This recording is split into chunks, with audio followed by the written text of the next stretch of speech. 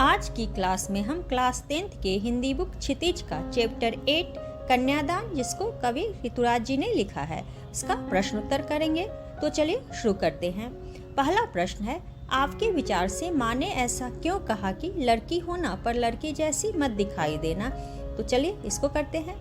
हमारे विचार में आज विवाह के उपरांत ससुराल वालों द्वारा किए जाने वाले अत्याचारों के कारण माँ ने बेटी को यह कहा कि लड़की होना पर लड़की जैसी कमजोर दिखाई मत देना, क्योंकि आज की समाज व्यवस्था भी परंपरागत स्त्री संबंधी रूढ़ियों से ग्रस्त है।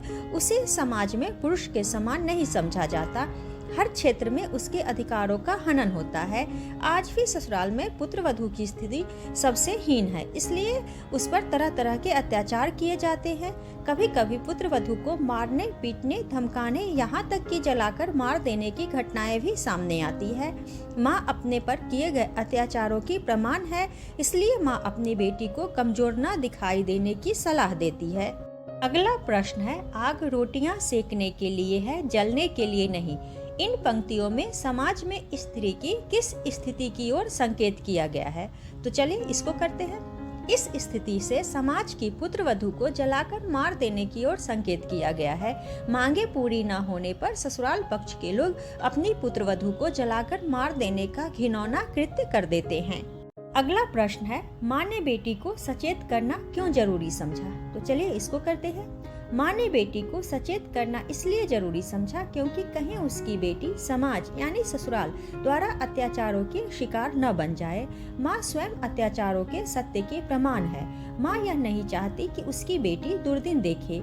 माँ ने अपनी लड़की को लड़की बनकर रहने की बजाय शक्तिपूर्वक अत्याचार का मुकाबला करने का सुझाव दिया। अगला प्रश्न है, पाठिका थी वह धुंधले प्रकाश की, कुछ तुकों और कुछ लयबद्ध पंक्तियों की। इन पंक्तियों को पढ़कर लड़की की जो छवि आपके सामने उभर कर आ रही है उसे शब्दबद्ध कीजिए। तो चलिए इसको करते हैं। इन पंक्तियों को पढ़कर लड़की का अत्याचार के शिकार रूप उभर कर सामने आता है। लड़की समाज व्यवस्था द्वारा बनाए तर्कों और लयबद्ध उक्तियों की शिकार बन जाती है। समाज में लड़की को लड़के से निम्न समझा जाता है। पुरुष प्रधान समाज में उसके अधिकारों का प्रत्येक क्षेत्र में हनन किया जाता है। बार बार स्त्री जाति पर बंधनों का अंकुश लगाया जाता है। कहीं समाज में उसका ओहदा न बढ़ जाए, इसलिए दकियानुसी उक्तियों द्वारा उस पर कटाक्ष किए जाते हैं। आज भी यद्यपि नारी प्रत्येक क्षेत्र में आगे बढ़ रही है, लेकिन घर परिवार में उसकी स्थिति पुरुष से निम्न ही है। अगला प्रश्न है, माँ को अपनी बेटी अंतिम पूजी क्यों लग रही थी।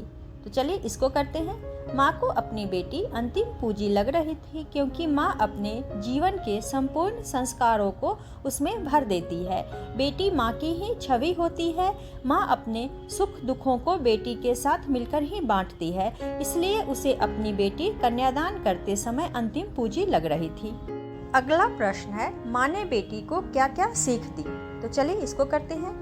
माँ ने बेटी को कन्यादान करने पर यह सीख दी कि तुम लड़की होना पर लड़की जैसी कमजोर मत दिखना। यह ठीक है कि तुम्हारा जन्म स्त्री जाति का है, लेकिन अगर तुम ससुराल में कमजोर दिखाई दी तो तुम पर तरह तरह के अत्याचार किए जाएंगे। परिवार का पूरा काम करना, लेकिन परिवार के अत्याचारों की शिकार मत बनना। वस्त्र और आभूषणों से अपना सौंदर्य को बढ़ाना, किंतु स्वयं को सामाजिक परंपरागत रूढ़ियों में मत बांधना। अपने घर परिवार का सम्मान करना, किंतु उनकी अनुचित बातों का सदैव विरोध करना। तो आज की क्लास में इतना ही, फिर अगली क्लास में मिलते हैं। अगर आप लोगों को यह वीडियो पसंद आया हो तो वीडियो को लाइक करें और चैनल को सब्सक्राइब करें।